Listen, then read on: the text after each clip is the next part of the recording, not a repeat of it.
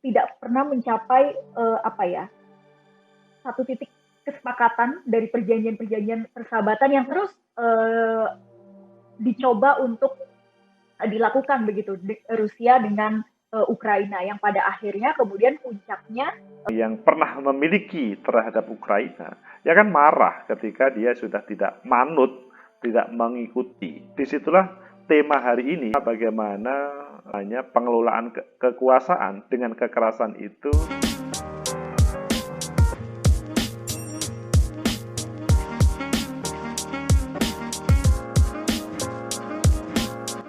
Terima kasih pertanyaannya terkait dengan Rusia Ukraina.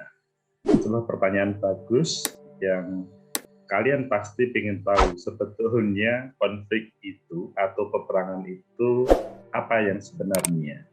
Yang pasti kalian sudah melihat bagaimana pada hari-hari ini semenjak Februari kemarin atau 14 Februari Rusia di bawah Putin menginvasi terhadap Ukraina. Hal ini mungkin semua tercengang dan kaget, dan bahkan selanjutnya Amerika, NATO mengecam apa yang dilakukan oleh Putin atau Rusia tersebut. Tetapi yang mungkin kalian lihat, Presiden Afrika Selatan yaitu Cyril Ramaphosa, dia mengatakan tidak akan mengikuti apa yang diserukan oleh negara-negara barat, maksudnya Amerika, NATO, untuk mengecam terhadap invasi Rusia tersebut. Apa yang disampaikan oleh Presiden Afrika Selatan itu karena NATO relatif intervensi di dalamnya. Sebetulnya kasus ini adalah kasus sederhana. Rusia dan Ukraina itu kan dahulu itu kan menjadi satu bagian, tetapi dalam perkembangannya selanjutnya menjadi negara sendiri. Dan kalian paham ada sebuah konflik di sebuah kepulauan yang itu selanjutnya menjadikan sumber konflik antaranya.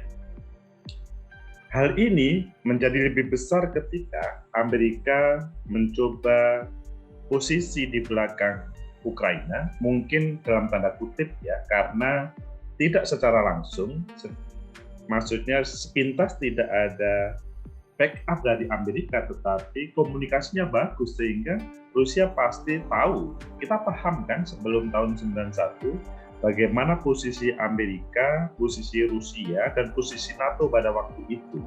Dan pada sekarang ini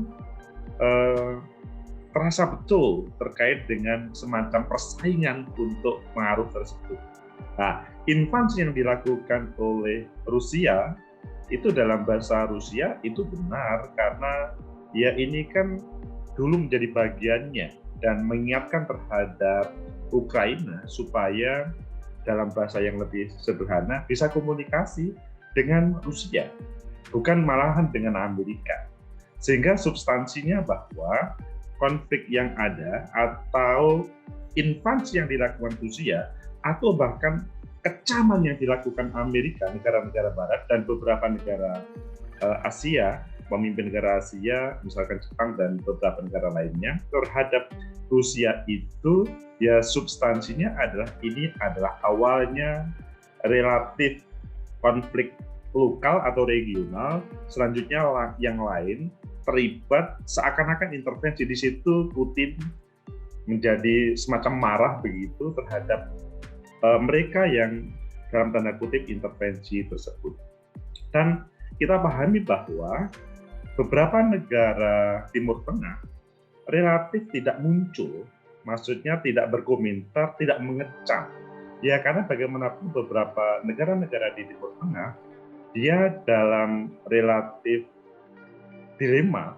Ini kalau berkomentar, taruhlah mendukung Amerika, itu kok kelihatannya bagaimana. Kalau mendukung Rusia, maksudnya komentarnya atau apa yang menjadi seruannya, itu jelas melawan Amerika. Padahal kalau kita melihat Timur Tengah, beberapa negara-negara Timur Tengah relatif sangat baik dengan Amerika.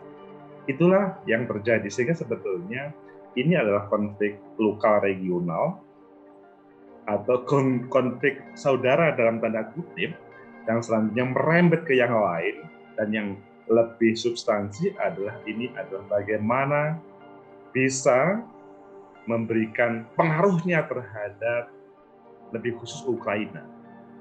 Karena kalau kita pahami, Soviet atau Rusia itu adalah negara yang relatif besar dan itu tidak bisa diremehkan. Dan kalau mampu memainkan Ukraina, maka bisa menjadi spionase atau penyeimbang dalam hal-hal yang lain.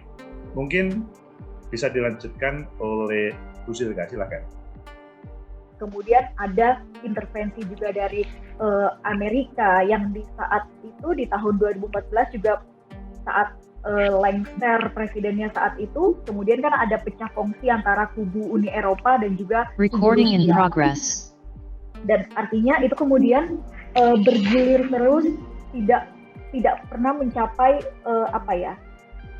satu titik kesepakatan dari perjanjian-perjanjian persahabatan yang terus dicoba untuk dilakukan begitu Rusia dengan Ukraina, yang pada akhirnya kemudian puncaknya saat ini yang kalau dikaitkan dengan tema kita, ya betul, artinya kekerasan bisa digunakan dalam pengelolaan kekuasaan itu sendiri, yang memperlihatkan Rusia ingin menunjukkan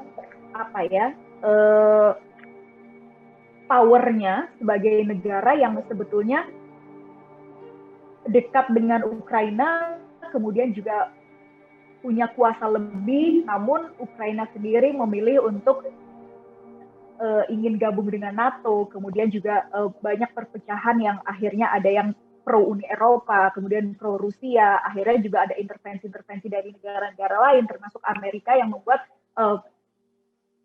akhirnya Rusia juga melakukan invasi tersebut begitu.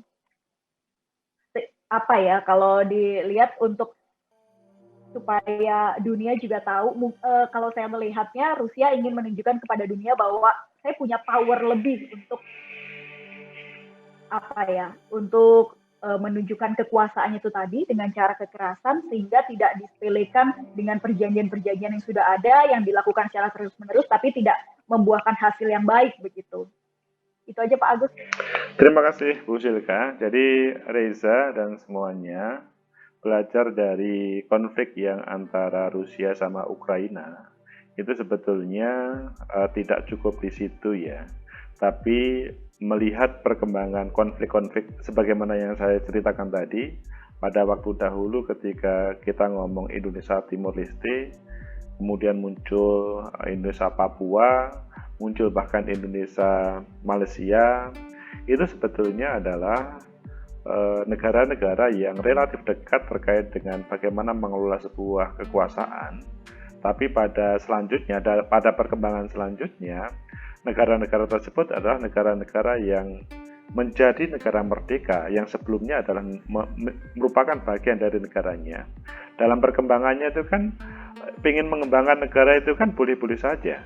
Maksudnya adalah dia merasa mampu untuk mendirikan, apalagi kemudian ditopang oleh SDM yang cukup plus sumber daya alam yang berlebih. Sehingga sebetulnya kalau dalam bahasanya itu sebagai orang yang pernah memiliki terhadap Ukraina, ya kan marah ketika dia sudah tidak manut, tidak mengikuti. Disitulah tema hari ini yang disampaikan Bu Silka tadi, tema bagaimana pengelolaan kekuasaan dengan kekerasan itu kemungkinan terjadi. Niatnya sebetulnya bukan dengan kekerasaannya, tetapi niatnya adalah bagaimana dia mampu untuk mengelola kekuasaan di berbagai negara sekitarnya. Harapannya adalah sebagaimana dahulu itu terjadi. Mungkin kalau diibaratkan dalam sebuah keluarga yang kebetulan agak cekcok, itu mungkin agak ada benarnya juga. Orang yang pernah satu keluarga kemudian lepas, itu kan kadang-kadang juga seperti Ukraina sama Rusia itu. Nah, sehingga intinya sekali lagi, keberadaan konflik itu pada dasarnya bukan konflik yang sebenarnya menurut saya, tapi bagaimana Rusia ingin semacam menguasai Ukraina seperti dahulu, tetapi Ukraina sudah menjadi yang sudah dewasa dan tidak ingin dalam wilayah semacam pengaruh dari Rusia karena dia adalah sudah negara berdaulat sendiri. Begitu, Reza. Mungkin boleh counter karena pendapat ini kita hubungkan dengan tema hari ini, pengelolaan kekuasaan dengan kekerasan. Iya, Pak. Sepemahaman saya juga kan konflik ini pecah itu karena ada separatis dari Ukraina, wilayah separatis, ada wilayah Donetsk sama Luhansk, itu yang pro Rusia, yang akhirnya minta tolong Rusia membantu mereka agar Ukraina tidak ikut campur urusan mereka. Dan akhirnya konflik tersebut pecah. Ukraina sekarang kan condong ke arah blok barat, dan Rusia itu tidak ingin ada, karena juga dulu kalau nggak salah ada perjanjian tidak boleh ada blok barat membangun basis militer di wilayah Uni Soviet. Ukraina kan Uni Soviet, jadi Rusia itu tidak ingin terbentuknya basis militer di wilayah Uni Soviet. Jadi Rusia bersikeras untuk akhirnya invasi ke Ukraina. Setahu saya seperti itu. Terima kasih. Ya memang normal lah ketika dia sudah merasa tidak nyaman terhadap satu negara, maka dia akan mencari kenyamanan dengan negara lain. Maksudnya ya Amerika itu sendiri. Jadi intinya bahwa ketika sudah berpisah, yang terpisah itu akan merasa nyaman. Taruhlah seperti dalam satu keluarga tadi ya, ketika sudah berkonflik maka akan mencari yang lebih bisa berkomunikasi karena sudah buntu komunikasi dengan tentunya yang paling dekat tadi. Oke, terima kasih Reza, itu tentang Rusia Ukraina.